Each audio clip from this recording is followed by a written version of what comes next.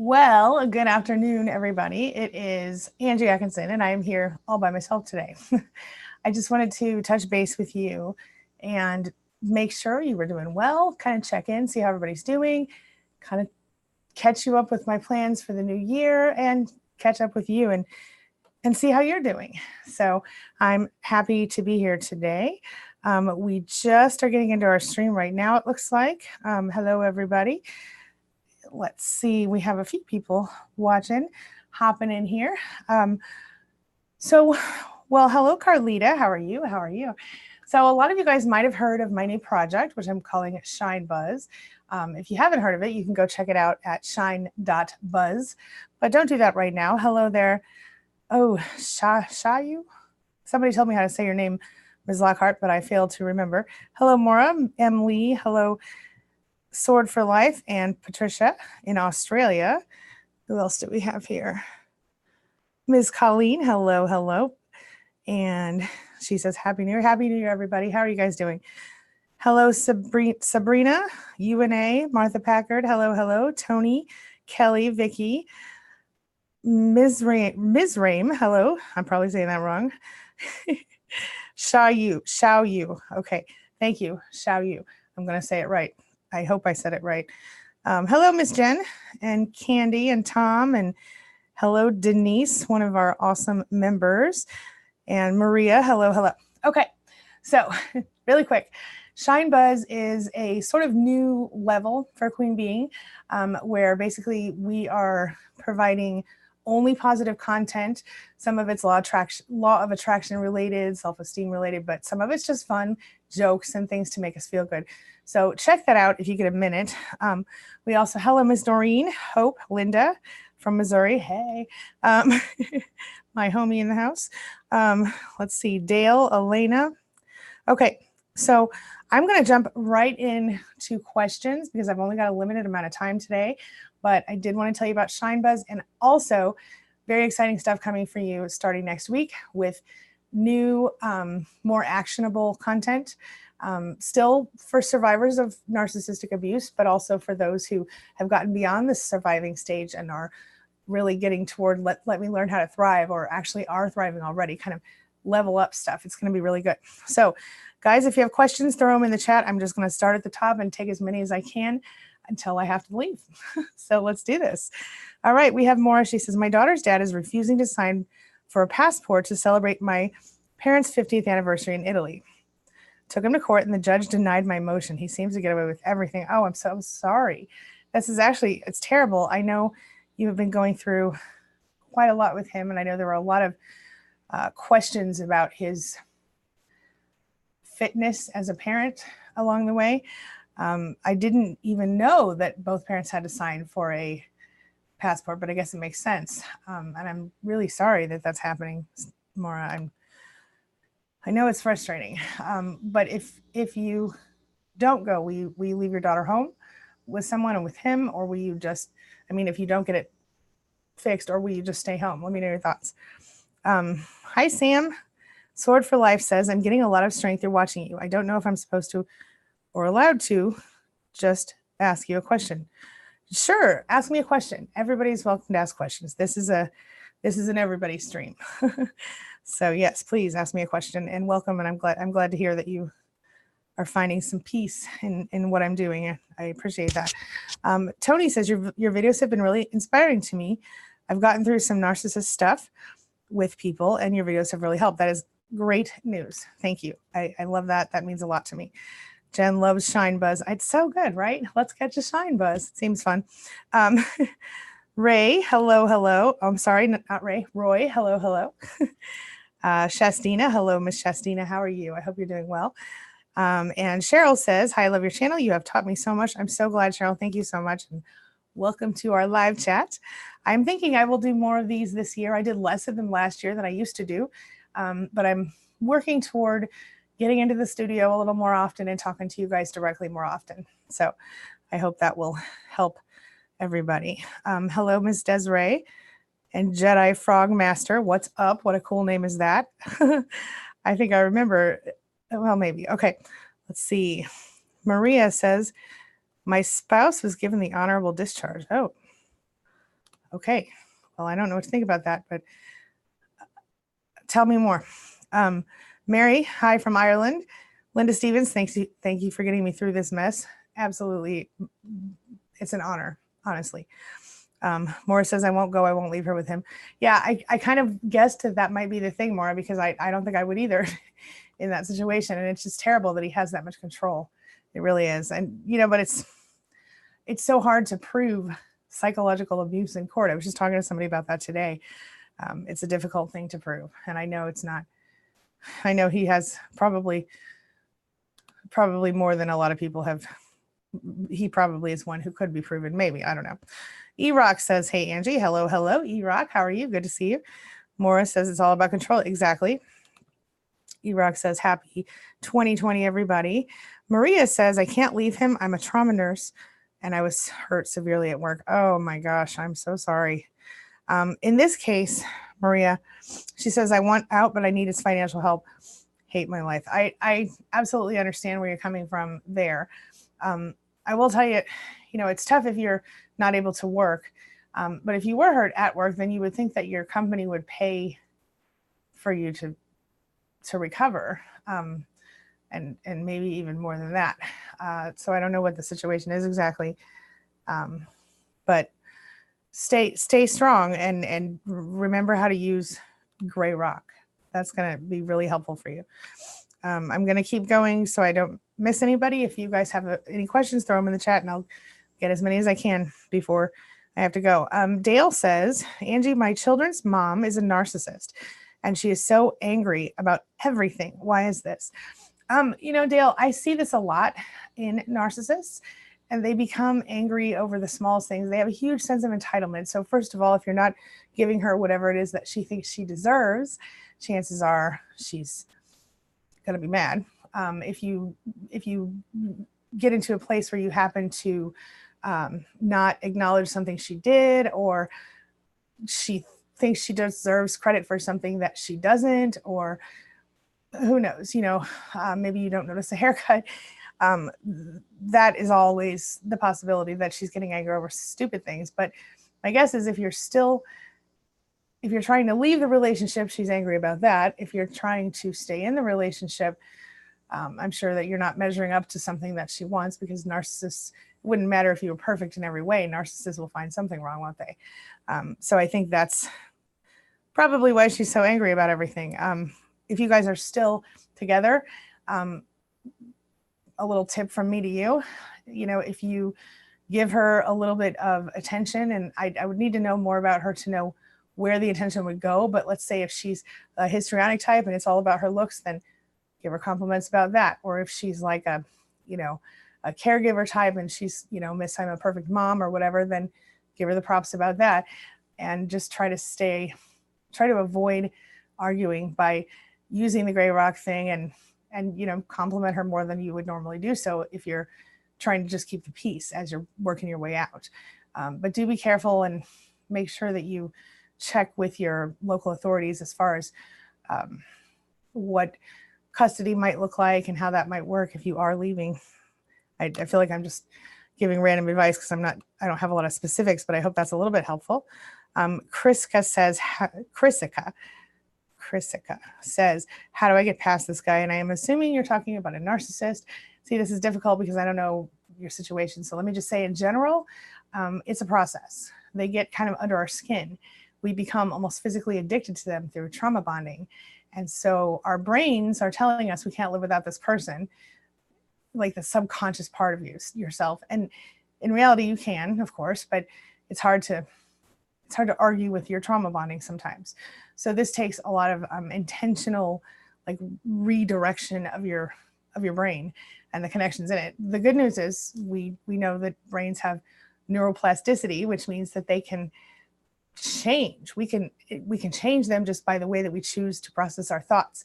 So if you find yourself missing him, then try a pattern interrupt to change your mind and switch to something else. So for example, maybe you have an affirmation that you say, or you have, maybe you stand up and go into another room of the house or whatever. There's always something you can do to interrupt the pattern in your head. And then once the pattern is interrupted, then you can move on. In fact, if you go to my channel, there's a video called something about NLP. When the tough gets going, the tough use NLP or something. Just type in Angie Atkinson NLP or Angie Atkinson pattern interrupt, and you'll find it. Yeah. But that's just the beginning. I mean, you're also going to have to go through the whole healing process. The pattern interrupt is to deal with the symptoms, right? But you're also going to have to go through soul searching and healing and figuring out what's wrong, what's not working, etc. So, okay. Okay. Then Chai Love and Lux. I'm sorry if I'm saying any of that wrong. Ladies, struggling as I am pending divorce tomorrow, but doing a lot of prayer. Well, staying calm is really important. Even though you're probably going to be all over the place on the inside, if I were you, I would, when you go to court, if the narcissist will be there, don't look them in the eyes for any reason. And because I find that when you look them in the eyes, they kind of seem to have a little more power over your feelings, and only obviously respond to the judge or your attorney as you're required to do so. And if you need to cry, try to, do it as quietly as you can, but don't be afraid to let someone see a tear, but for him, it's, don't give him anything directly. I hope that's helpful. I feel like I'm all over the place with this. Okay. So let's see. Julia says, how's Dana? Is she doing Wednesday streams? Dana is getting there. She's, a lot of you know that she lost her father. And we would have done a stream this last 2 weeks, but both days were like on Christmas Eve and New Year's Eve. And so we didn't. So we will be back probably the beginning, next Tuesday with our streams. And then I'm sure she'll be back to her streams if she's probably doing her stream this week coming up, I'm guessing. So, yeah. E-Rock says, question, how can you function in the outside world without feeling shame and self-consciousness about people seeing me that way? Seeing you as far as the way that the narcissist saw you, I'm going to assume that's what you mean here. And I think what that takes, for me, it took recognizing a couple of things. Number one, 90% of the time when you think someone's thinking about whatever it is that you have going on, they're not. Just really. I mean, people think,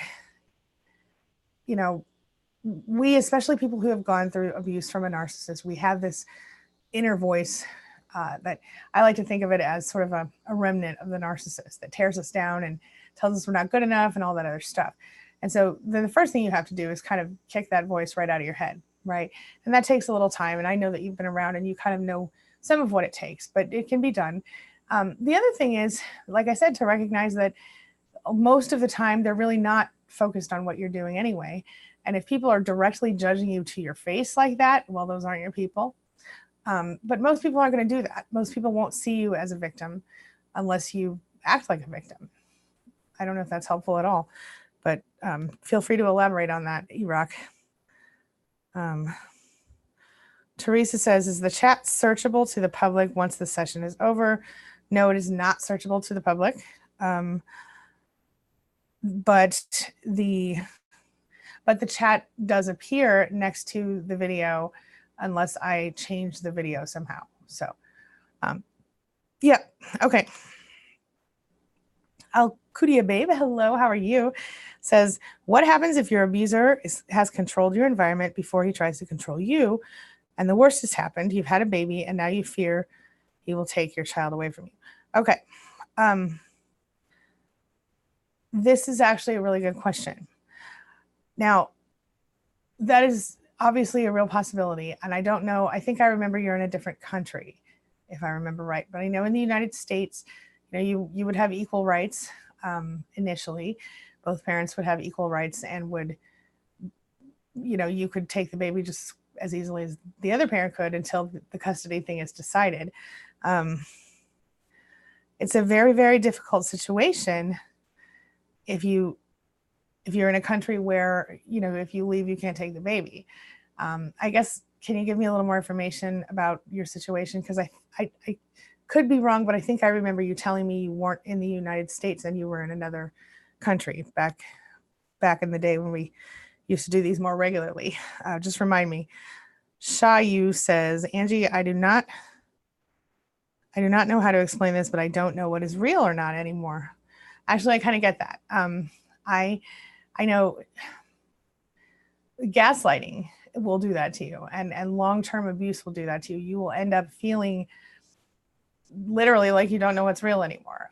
That's very common. I used to not even be sure that I was real sometimes when I was going through that. And something that might help you is to, get a notebook and write things down, or do it in your phone if you can put it in your phone, to make sure that, you're recording things as they happen, so that if for some reason you're doubting yourself or doubting what happened, you can go back and review your notes. A lot of people also get really into recording conversations. You have to be careful if you do that, depending on where you live and what the local laws are, but that's another possibility. But I think what it comes down to is mindfulness and trying to learn how to get yourself into that moment. So, excuse me 1 second.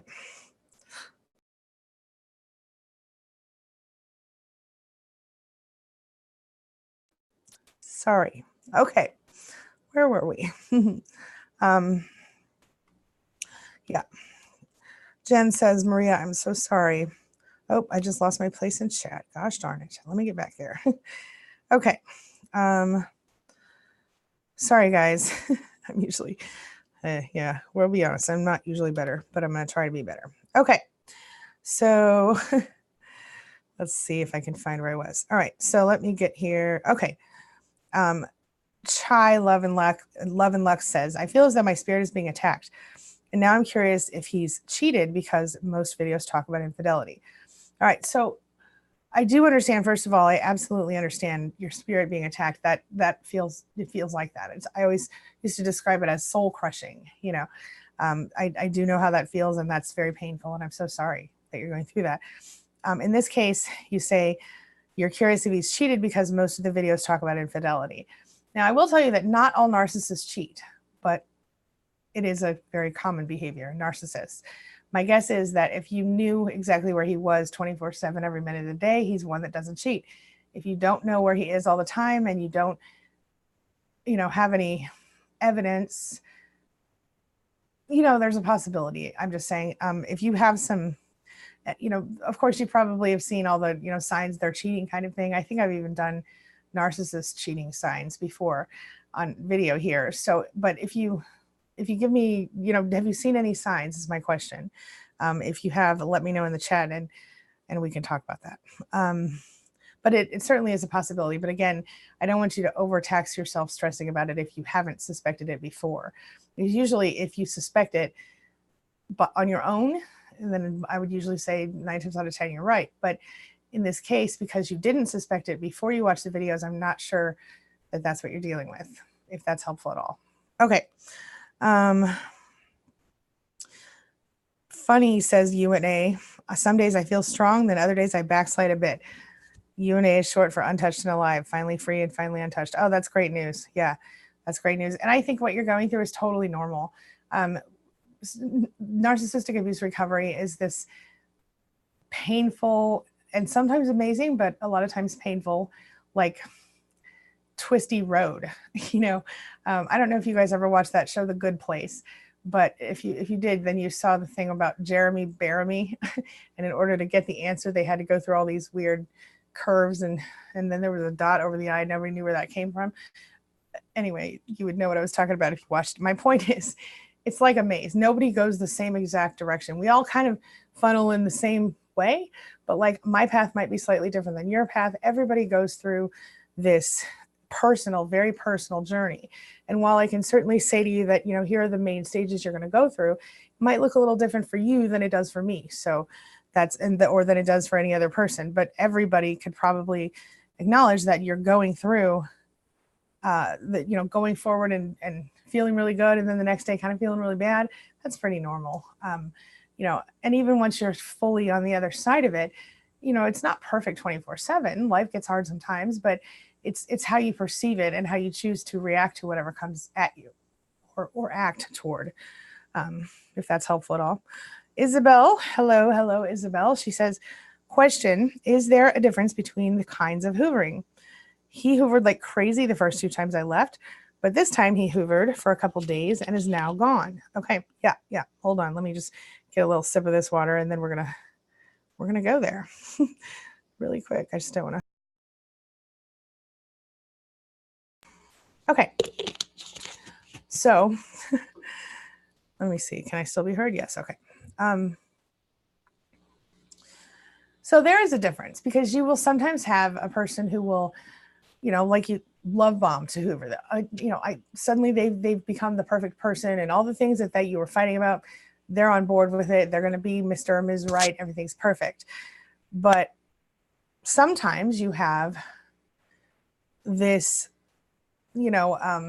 other thing where they play drama, right? Or here's an example. I had a client, and her ex, she had finally gone fully no contact with, was totally getting past, she was going to get healthy.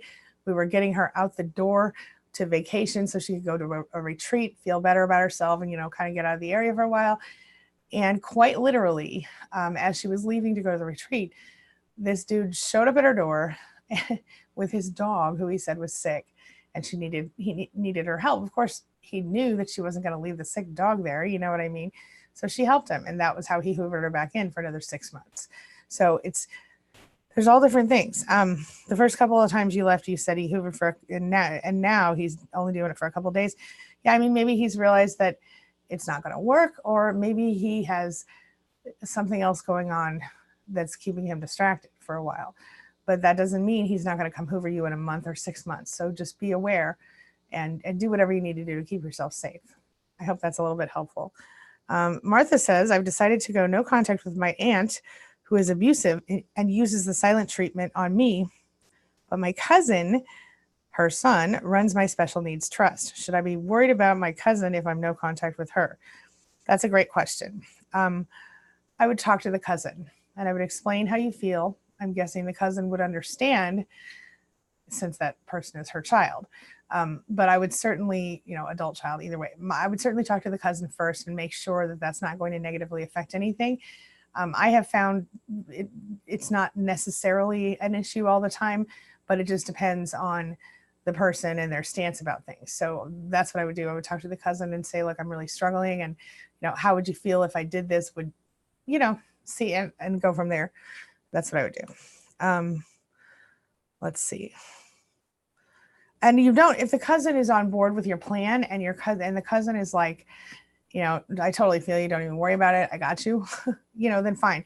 If the cousin is iffy about it, or the cousin is like a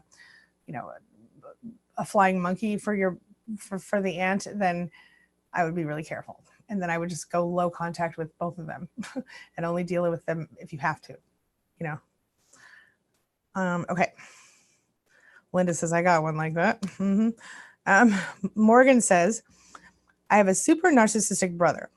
I can't escape his 40-year-old child behavior. How can I separate myself at family functions? Well, that's a great question. And I think this will be all about intent. Now, if possible, if you can get yourself like a low contact buddy, kind of, whether it's a family member or a partner or a friend, somebody to be a buffer for you and him, that's one thing you can do. I would certainly make sure that you're never alone in the room with him where you're forced to talk to him. And outside of that, I would only say as much as you must say to be polite. So if he directly speaks to you and asks you a question that is a yes or no or a factual type answer, then you give it to him. And if he asks you a question that is an opinion or something that he could throw back in your face, just say, that's really interesting that you asked that. And that's it, or say something to sort of deflect and not answer the question. Or if it's not something that directly affects you, just answer it however you think they want you to answer it and move on. If it's not like a choice that you're making for yourself or whatever. So basically what you want to do is gray rock that person, be really boring around that person.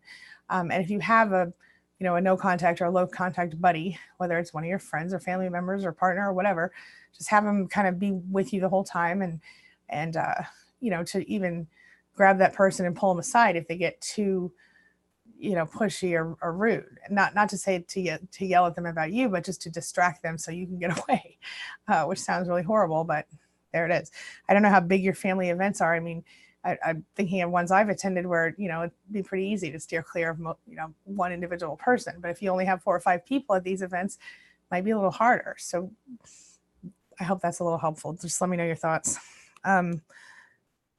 Desiree says, my mom is trying to take my kids because I won't let her see them. Any advice?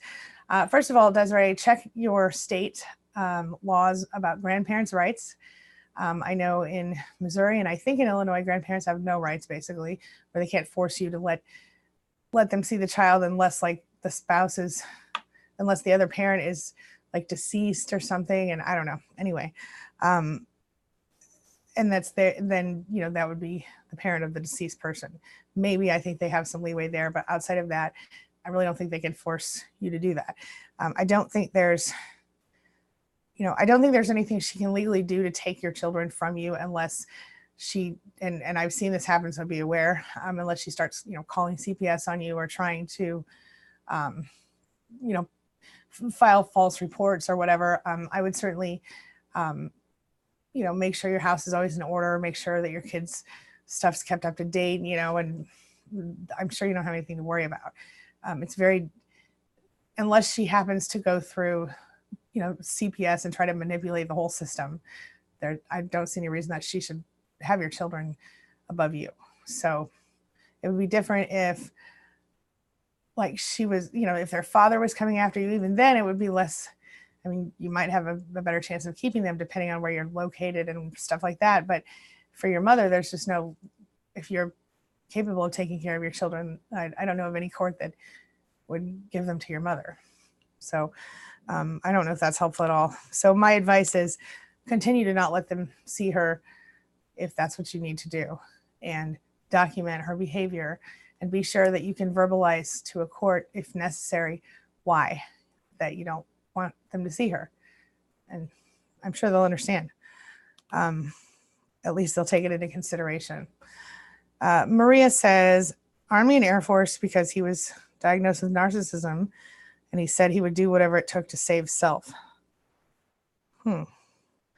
So that's difficult, but he was diagnosed with narcissism, which could be helpful for you. I mean, I'm sure you could probably maybe subpoena his counseling records to see if he did in fact complete treatment successfully, but obviously he didn't. If he's, well, it's unlikely that he would.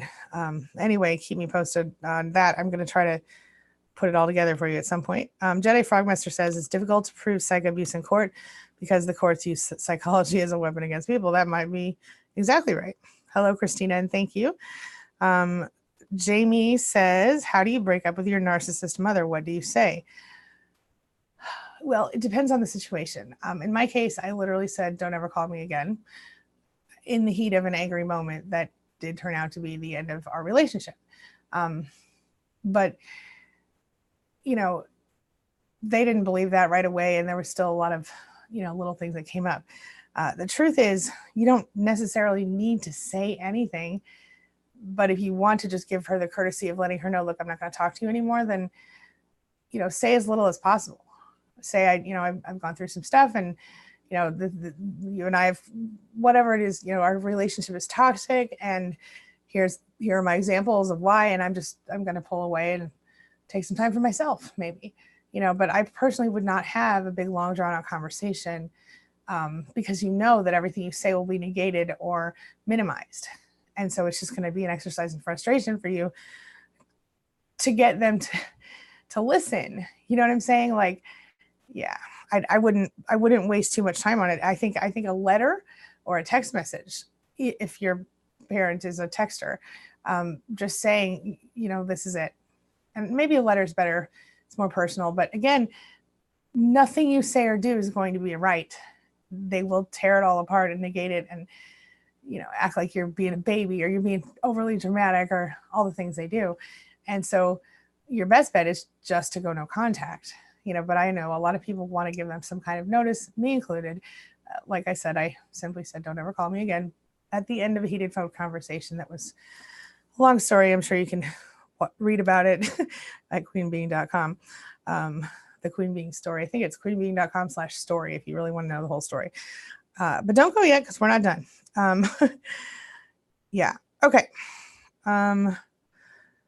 But Jamie, the best thing to do is, you're going to have to realize that once it's done, you're going to feel a sense of relief. And then you're also going to feel like you need to mourn her.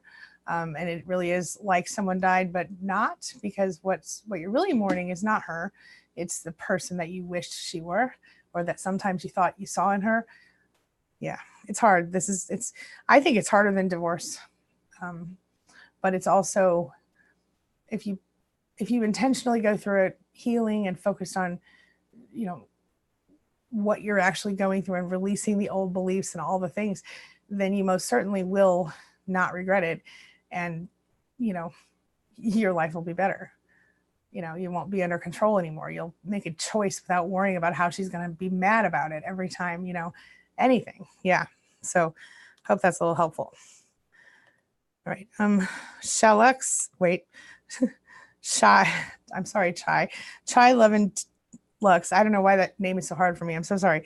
So mine continues to ask about seeing my daughter. Although she has a great dad, I'm not sure the intent of him wanting to be around my child. Ooh, not his child, not your problem. Don't do that. He's using that to get close to you, or there's some bad reason that he's doing it. Either way, it's not right. It's not the right reason. So if she's got a dad in her life that's her dad, and he's not her dad, no, ma'am. I would steer way clear. He's either using her as a bargaining chip, or it's something worse. Either case, it's not what you need in your life, and certainly don't need in her life. So that would be my answer on that. Xiaoyu says,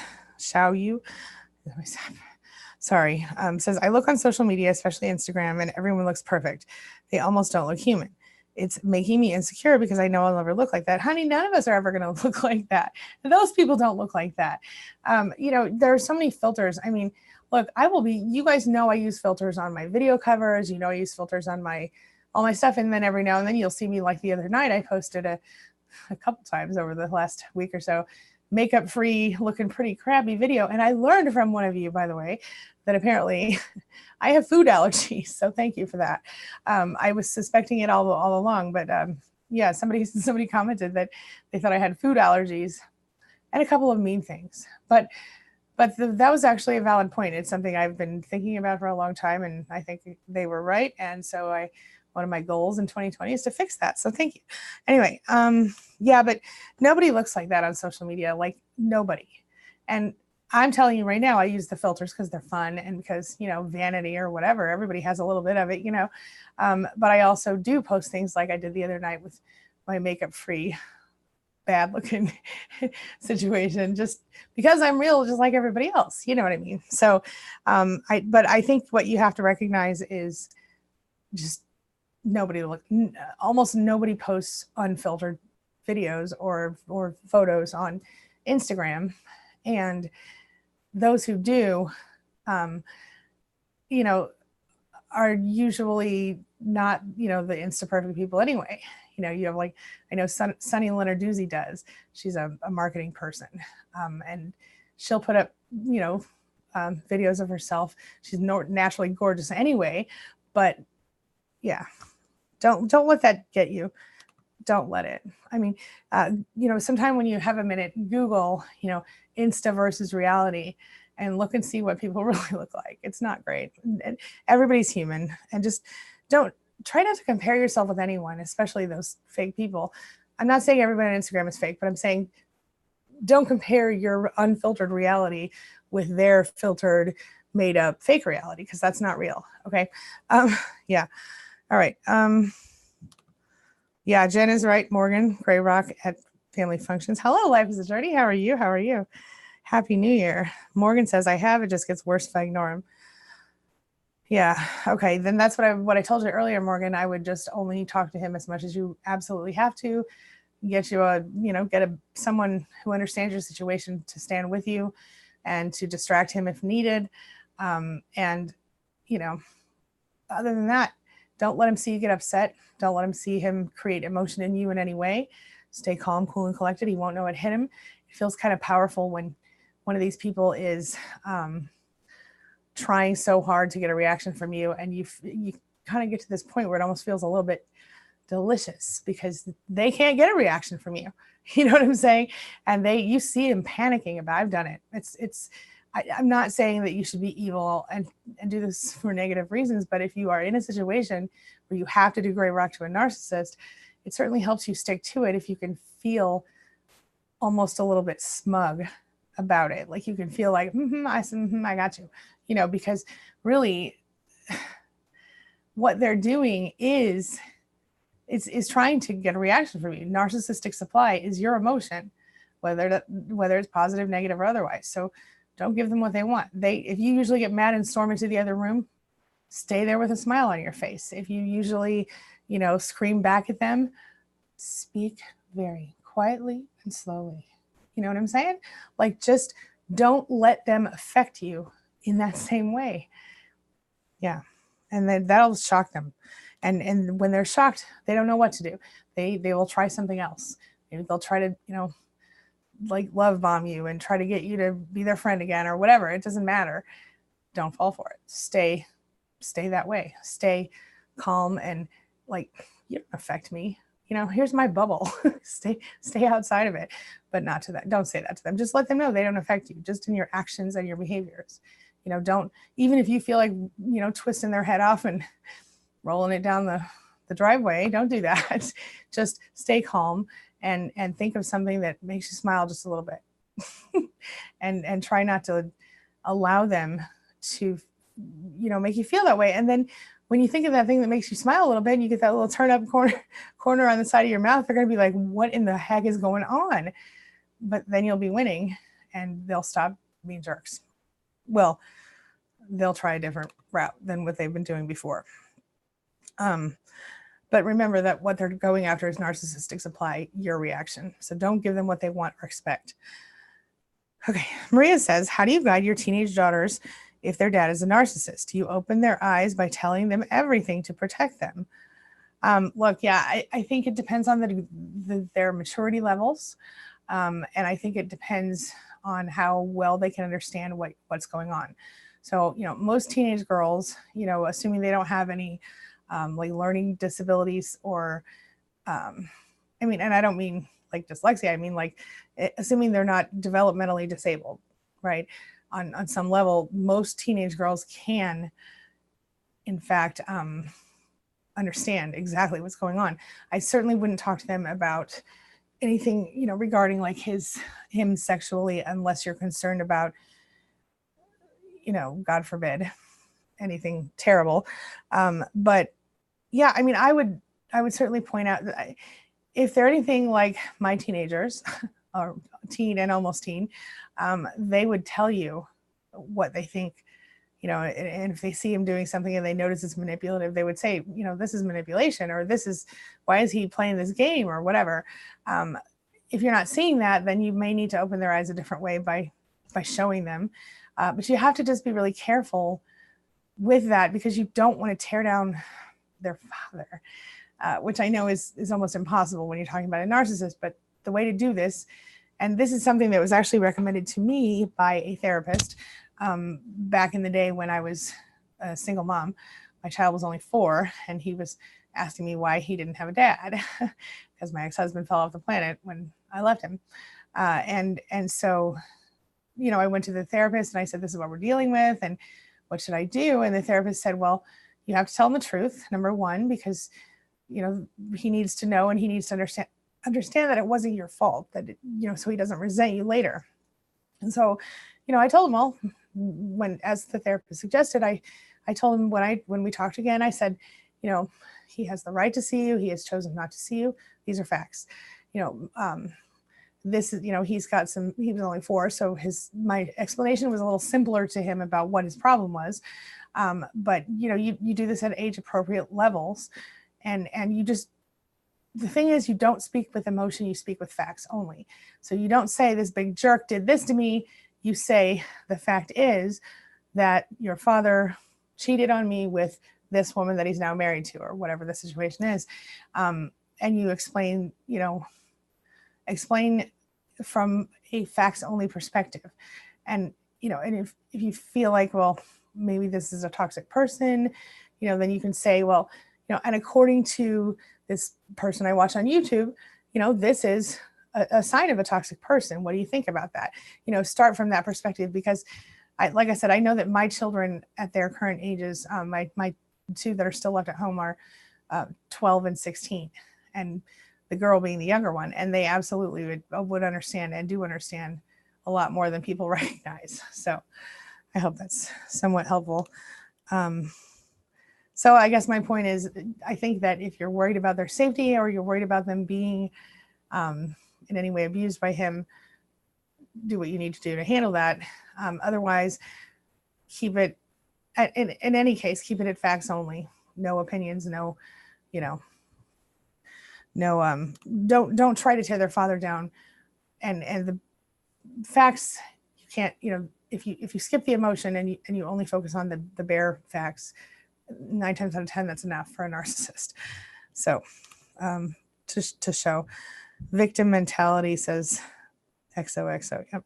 Okay, Maria says, what's Gray Rock? I think we covered that, but Maria, if we didn't, just type in my name in Gray Rock and you will see the whole spiel there. Let's see here. Yeah, it's all a facade for sure. Sam says, keep in mind to show you that at most people in social media that look that way are trying hard to fool others. Yeah, totally. Kevin says, massive narc harem east of Cleveland, Ohio. Yeah, I don't know what to think about that, but I do know that there are harems.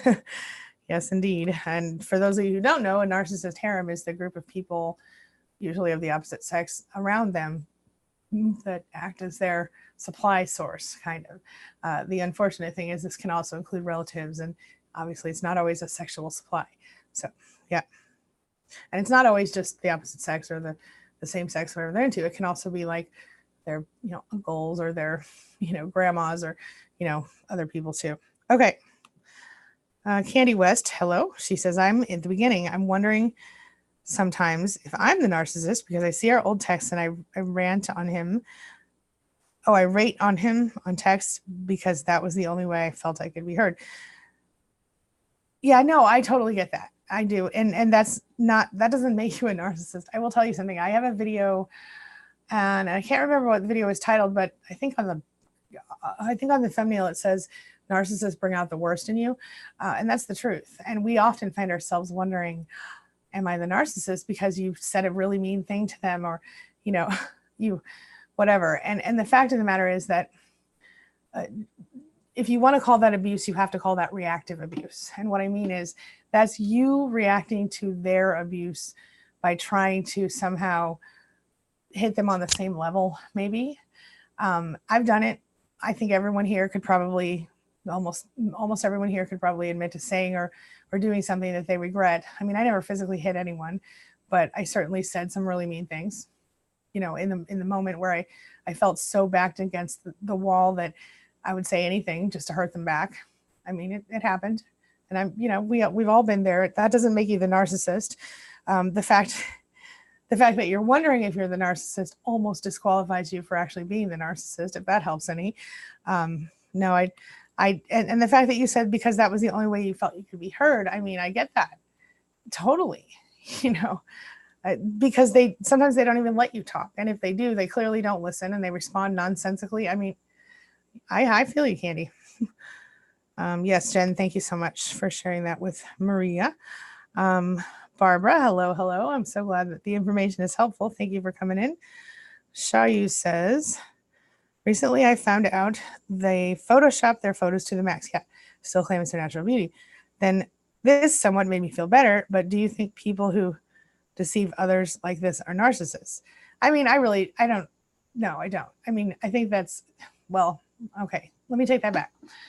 Everybody's a narcissist, right? I mean, narcissism at its core is just simply self-interest. And being proud of yourself or wanting to make pretty pictures of yourself does not make you a narcissist of the toxic variety. What it does is it makes you, a little vain. Everybody's a little vain in different ways. Maybe not about their looks, but maybe about their intellectual ability or their ability to fix a car fast. I don't know. Whatever. My point is that I don't consider a selfie taker to be a toxic narcissist. I think a toxic narcissist is someone who has no empathy. That's the turning point. You could be, as, some people are going to say like stuck on yourself or stuck up or whatever, but I love to see people with high self-confidence, and if somebody feels good enough to put their body out there in a bikini, great. If I did it, I'd use hella filters, y'all, because I'm not doing that. I'm 44 years old and I'm probably not in the best shape of my life. So, right. We'll talk about that another day. But anyway, yeah. Okay. Sorry, I got off on a little tangent there. But no, Jayu, yeah, that's just, you're not, don't even worry. Okay. Morris says, Maria, I get the struggle. The courts say you can't talk bad about them, but you want to protect your kids. Yeah, totally.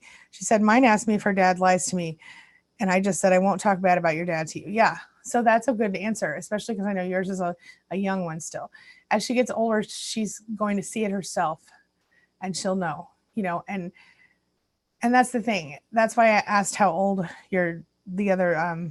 how old Maria's kids were, or I meant to if I didn't, because the thing is, their ages matter.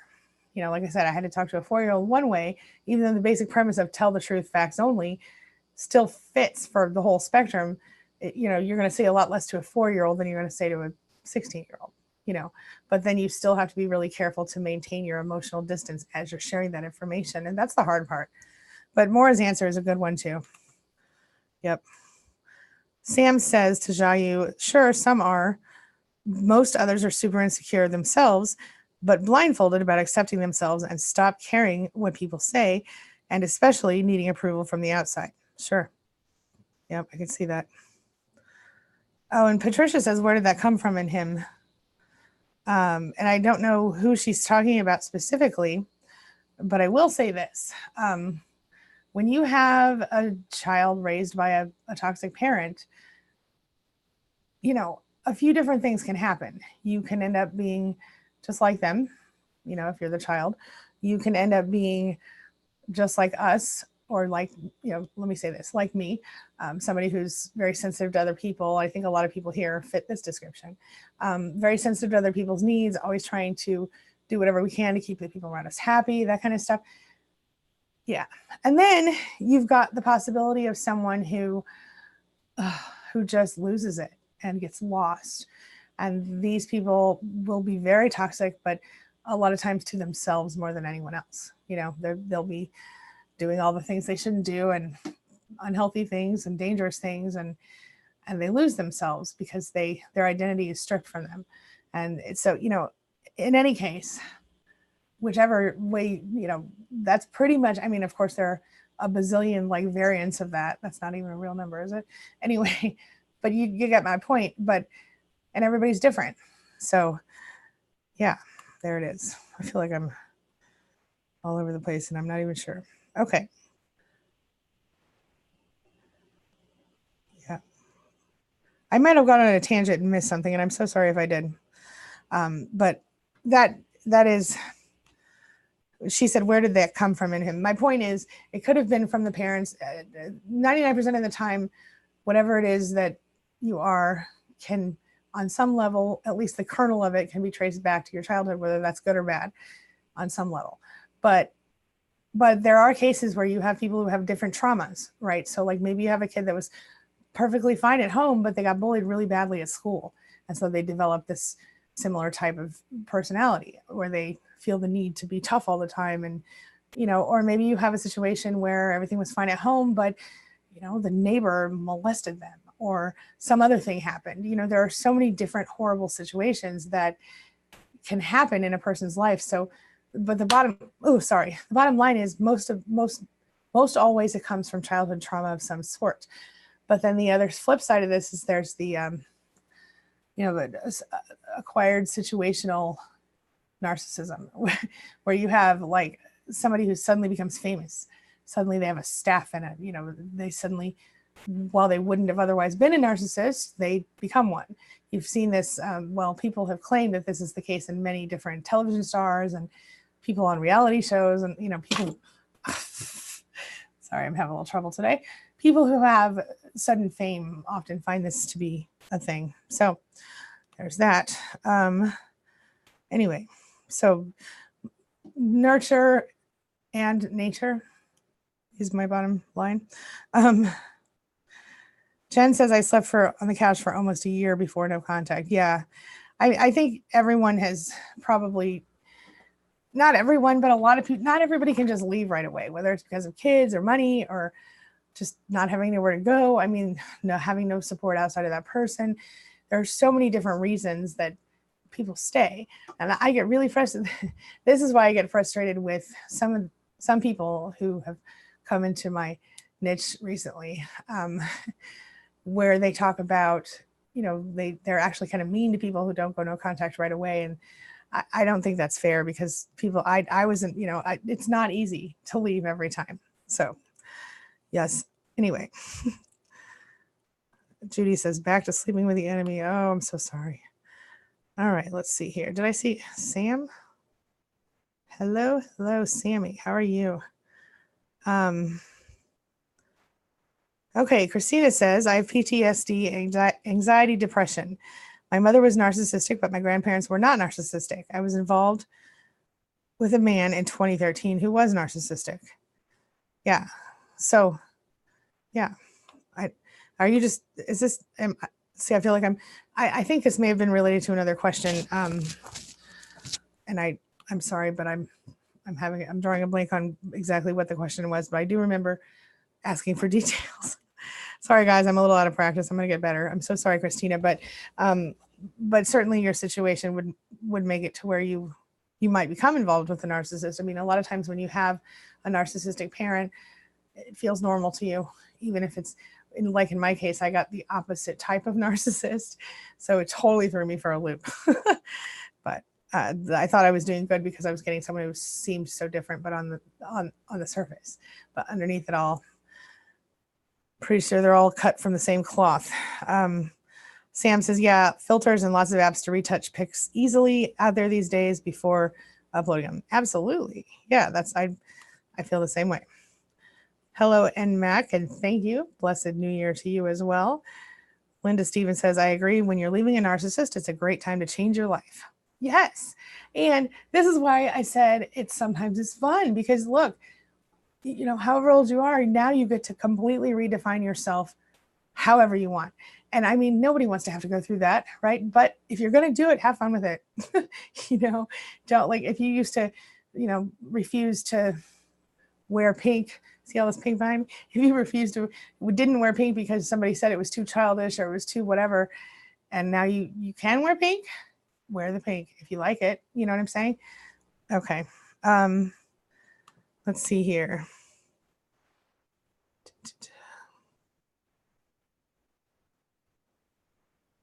Oh, all right. I'm running a little low on time, but I've got I want to try to get as many of these as I can.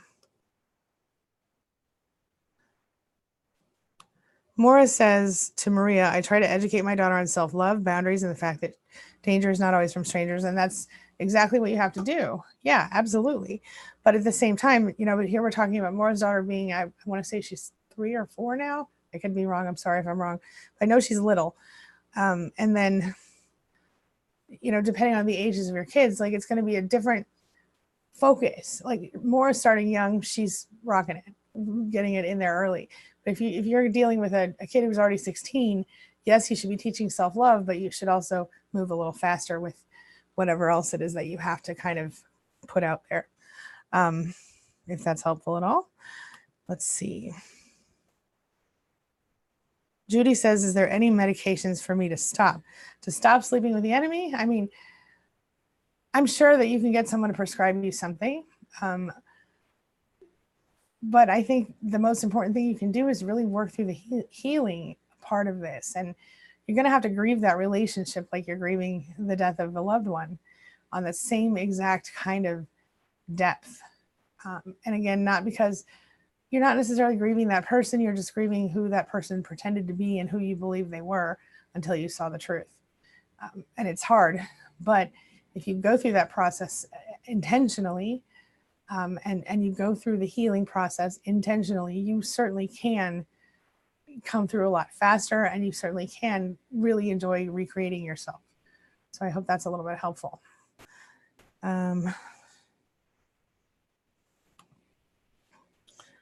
Triple Gemini says, oh, I have a new boyfriend who is wonderful to me, but I don't have that feeling that I got with my ex. This is very common.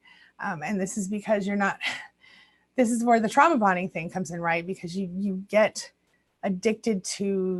physically addicted to the cycles of the relationship because of the way that your body responds.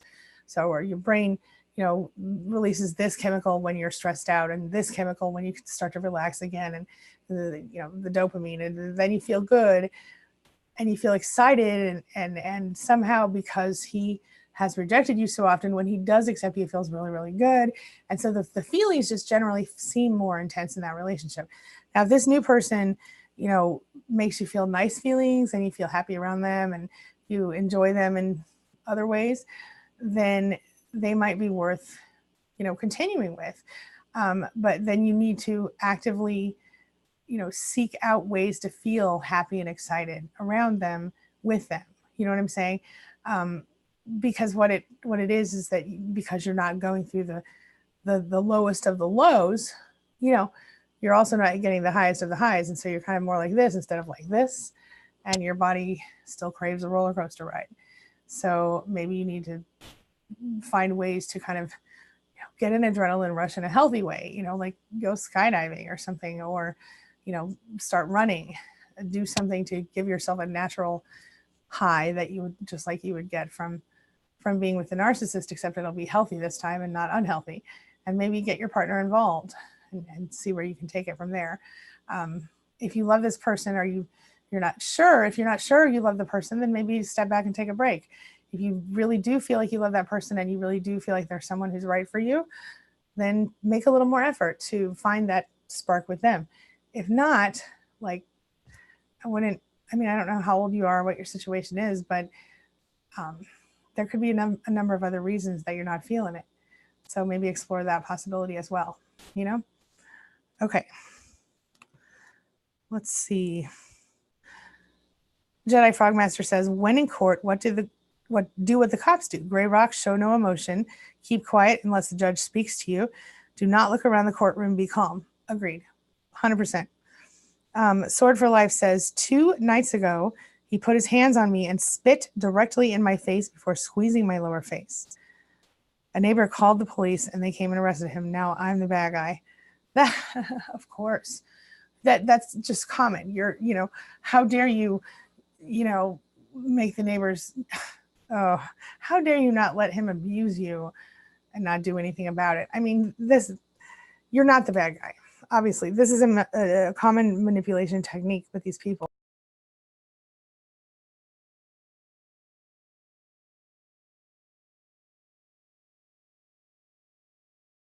Sorry.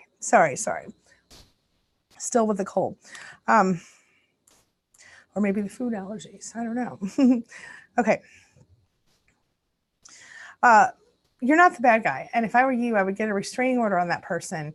If you don't want to move out of your house, get a restraining order so he stays away from the house. If you do, move out while he's gone, if you do want to move. And I would cut him off at this point. Now he's physically abused you. That's it. That's one of those deal breakers for me. How about for you? Let me know your thoughts. You're not the bad guy. Let me say this one more time. You're not the bad guy. Don't let him convince you of that. Please. This is common. Now he probably, how dare you get me thrown in jail? How dare you make me have to eat a honey bun for breakfast or whatever? No, you didn't do anything wrong. This is not your fault. Take advantage of it if you can to get away. My suggestion.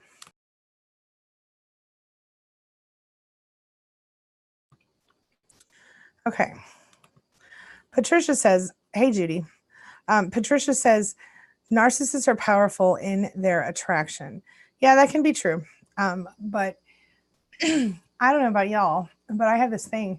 It's a weird thing about me. There can be a physically perfect specimen standing in front of me, but if they are ugly on the inside, I cannot tell that they are attractive. They look unattractive to me. And I don't know why. It's literally, it doesn't matter. It doesn't matter. I can't see them as attractive no matter. I mean, I might be able to tell, like, okay, that person is probably attractive to some people. But for me, I cannot, I see the ugly around the edges and it like makes them dirty for me. It makes me not like them somehow. But I do understand what you're saying, Patricia. Um, Maybe try to think about, and not all narcissists are attractive, by the way, but a lot of them are very charming, even if they're not attractive. So, or they're, I used to like the dark, disturbed types sometimes, and it turns out those can be covert. So you never know. Let's see here.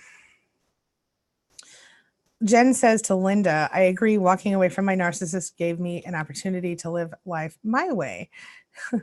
And Jen is a powerful, like, example. She's a powerful, like, warrior goddess woman. I don't even like the word warrior because I like to flow with stuff. But Jen, in the moment that she did what she did, and I'm not going to tell her whole story because that's her story to tell, but I'll just say this.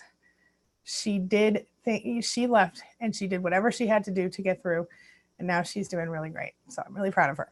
But she left, and when it was not easy and not convenient, and she did it. And I'm proud. All right. Let's see here. Life is a Journey says, what is it usually like when two codependents are in a relationship with each other?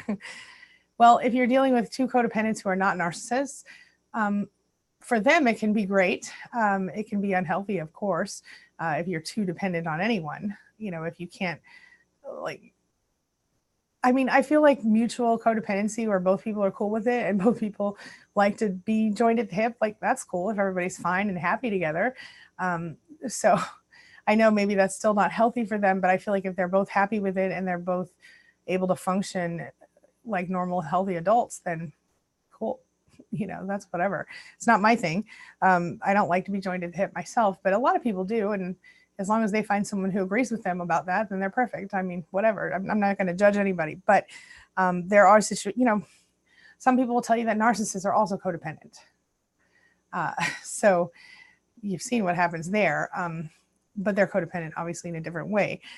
So yeah, what is it usually like? I mean, it might be a little boring if you're both used to being with toxic people. But I really feel like, some of the great relationships I've seen in my life, if I was being honest, I felt like those people were a little codependent, but they were happy. Both sides of the couple were happy. So I don't see anything wrong with that. As long as they're, like I said, doing what they need to do to live, paying their bills and whatever, and they're both in agreement and they're both happy. I would never say anything negative about anybody in that situation. That's just me, though, I think. I don't know.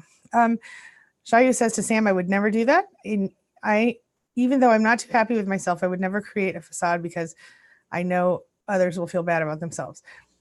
Again, everybody has their thing. And if you don't want to use selfie filters, that's cool.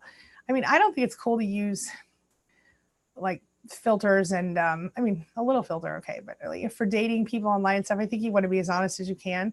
But like, if you're not looking to be with someone romantically, then you can do whatever you want to your picture. You know what I mean? It doesn't matter to me, but I agree that it leaves a lot of people feeling insecure. And so maybe what we need to focus on is educating people more about what's really going on. And I think I've seen a lot of that recently in like the social media news stuff and even on television where they show, what Instagram influencers really look like and stuff. I would be a good before picture for some of anyway. Yeah, so that's, yeah. So, but anyway, Jayu, just if it makes you feel bad, don't do it. If you enjoy doing it, do it. Just, I would just never lie to anybody. I've told you guys, I've told lots of people, heck yeah, I use filters. Those things make me look really good. I don't use them here, but obviously, but I certainly, of course I do on profile pics and stuff. Why not? Who wouldn't? And I've never hidden that fact. So I feel like, and like I said, I post pictures and videos of myself looking pretty rough sometimes. So it's a whole spectrum. Emily says, Triple Gemini, listen to your gut. Always. And Black Plague says female narcissists are always hot. No, that's not true.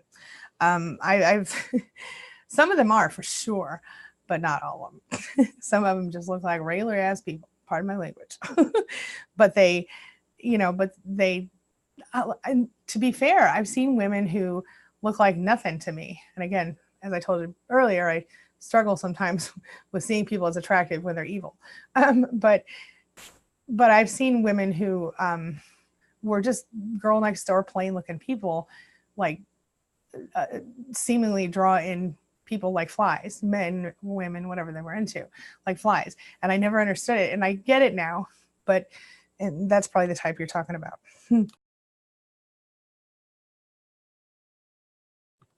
Okay. Linda says, right, Jen. Sam says, Happy New Year to Jayu. Hope you had a blast. Hello, Catherine. How are you, Catherine? And Kelly says to Jayu, they do. I knew one that photoshopped younger pictures of her kids' heads on their bodies to convince a new supply. To convince the new supply of the date of vow renewal was a few years before each. Okay, that's crazy. I would not do that. But you're right. That is a valid point. Sword for Life says, so be it. Be the bad guy. Your peace of mind is more important. Oh, Jedi Frogmaster says to Sword for Life, be the bad guy. Your peace of mind is more important. I agree with that. I mean, that's a valid point. Yeah. Linda Stevens says, it's been hard, but worth it. My self-esteem is coming back. Yeah, it's a process, but I truly think that in this process, when we go through it intentionally, we stay focused on the goal, and we don't just stop when it stops hurting, but we keep going so that we can not have to go through it again and make our lives and ourselves better.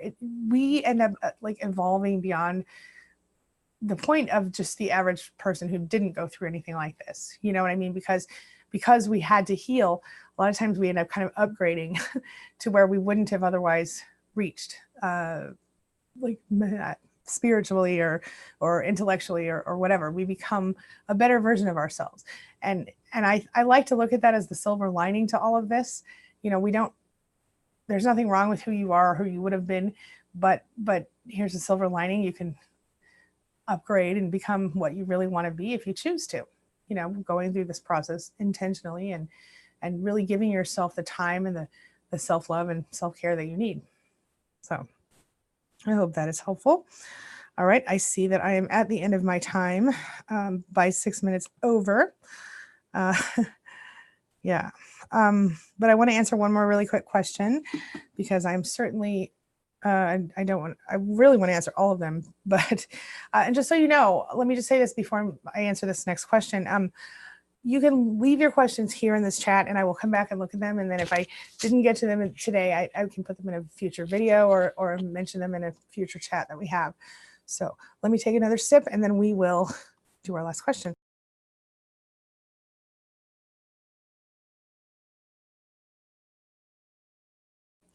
Yeah, and maybe this is all this food allergy thing. I don't know. It's crazy. Anyway. Okay. So Sandra says, Happy New Year. I'm out of a toxic narcissist family situation, healing and reaping the benefits in terms of calm, confidence, etc. Why do I still feel a pull to my toxic family? And here's the thing. Sorry. The thing is, those people were your family your whole life, whether you were adopted or you were birthed into the family, that's who you identified yourself with for a long time. And in any situation, when you go through this, it is not a clean cut, right? It is not a situation where you're going to wake up and be like, yay, it's over. It's not going to be like that. It's like, the Band-Aid has to come off one way or the other, okay? And ideally, you rip it all off, all the hairs come out at once and it just stings for a minute. But unfortunately, in this situation, it doesn't tend to look like that. It's more like one hair at a time while you're pulling all the other ones just a little bit so it hurts. Yeah. So it's a little bit painful, but that's just for a minute. It's just for a short time in the relative to the rest of your life, right? So, you might do it. You might feel horrible for a month or two, but not the whole time, because you'll go in waves of feeling really good about it, and then you'll doubt yourself. And feeling a pull of the family is a human nature thing. And if there is someone in the family who you feel isn't toxic that you could reconnect with, and privately, then by all means do that. Otherwise, I would go about the business of finding your soul family. And what I mean is the people who feel like your family because they treat you like they care about you, and they love you, and in a way that your own family should have but didn't. And this doesn't have to be a romantic partner. It doesn't, my soul family includes my best friend and her family, for example, one of my parts of my soul family, so it can be anyone that you care about, or that cares about you, or you can just go about the business of being open to those people, and until you find your local soul family, be part of my family, because I'm happy to be connected with all of you. All right. On that note, I'm going to have to wrap up because I know Lise is over there starting, and I'm guessing she just started because I saw that drop. So you can go over to our other channel, Queen Being. It's Narcissistic Abuse Recovery by Queen Being, and Lise will be going live there if she hasn't already. So go see her and get some chat in there. And like I said, if you have any other questions you want to leave for me, please leave them right here in this chat. And I will see you guys soon. All right. Thank you, as always, for being a part of my life and a part of my day. And thanks for letting me be a part of yours. I hope to do it more often in 2020. See you soon. Okay.